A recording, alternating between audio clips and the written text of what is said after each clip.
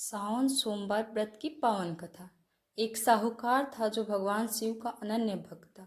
उसके पास धन धान्य किसी भी चीज की कमी नहीं थी, लेकिन उसकी कोई संतान नहीं थी और वह इसी कामना को लेकर रोज शिव जी के मंदिर जाकर दीपक जलाता था।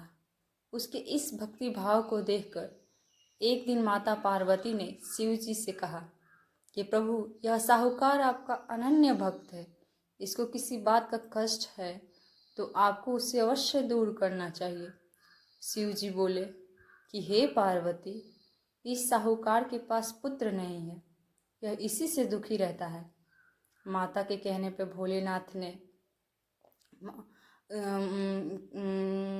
यह माता पार्वती कहती है कि हे ईश्वर, कृपा करके इसे पुत्र का वरदान दे दीजिए। तब भोलेनाथ ने कहा कि हे पार्वती, साहूकार के भाग्य में पुत्र का योग नहीं है। ऐसे में अगर इसे पुत्र प्राप्ति का वरदान मिल भी गया तो वह केवल 12 वर्ष की आयु तक ही जीवित रहेगा। यह सुनने के बाद भी माता पार्वती ने कहा, हे प्रभु, आपको इस साहूकार को पुत्र का वर देना ही होगा, अन्यथा भक्त क्यों आपकी सेवा पूजा करेंगे। माता बार बार कहने से भोलेनाथ ने साहूकार को पुत्र का वरदान दिया, लेकिन यह भी कहा कि वह केवल 12 वर्ष तक ही जीवित रहेगा। पुत्र की केवल 12 वर्ष ही आयु सीमा। साहूकार यह सारी बातें सुन रहा था, इसलिए उसे न तो खुशी हुई और न ही दुख। वह पहले की ही तरह भोलेनाथ की पूजा अर्चना करता रहा। उधर सेठानी गर्भवती हुई और 9वें महीने में उसे सुंदर से बालक की प्राप्ति हुई। परिवार में खूब हर्षोल्लास मनाया गया, लेकिन साहूकार पहले ही की तरह रहा और उसने बालक की 12 वर्ष की आयु का जिक्र किसी भी से भी नहीं किया। तब विवाह के बजाय बालक को भेजा गया काशी। जब बालक 11 वर्ष की आयु हो गई तो एक दिन साहूकार की सेठानी ने बालक के विवाह के लिए कहा, तो साहूकार ने कहा कि वह अभी बालक को पढ़ने के लिए काशी भेजेगा।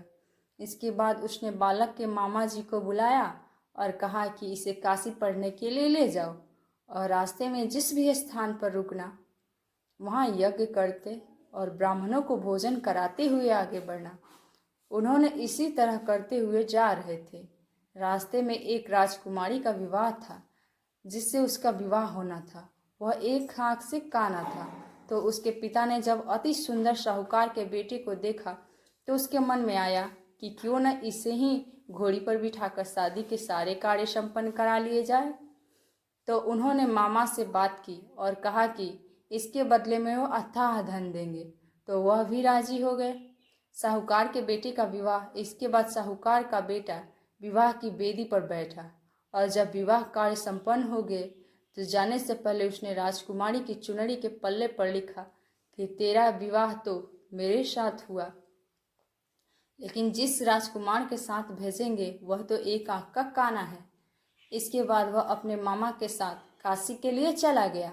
उधर जब राजकुमार ने अपनी चुनरी पर यह लिखा हुआ पाया तो उसने राजकुमार के साथ जाने से मना कर दिया। तो राजा ने भी अपनी पुत्री को बारात के साथ विदा नहीं किया। बारात वापस लौट गई। उधर मामा और भांजे काशी पहुंच गए थे।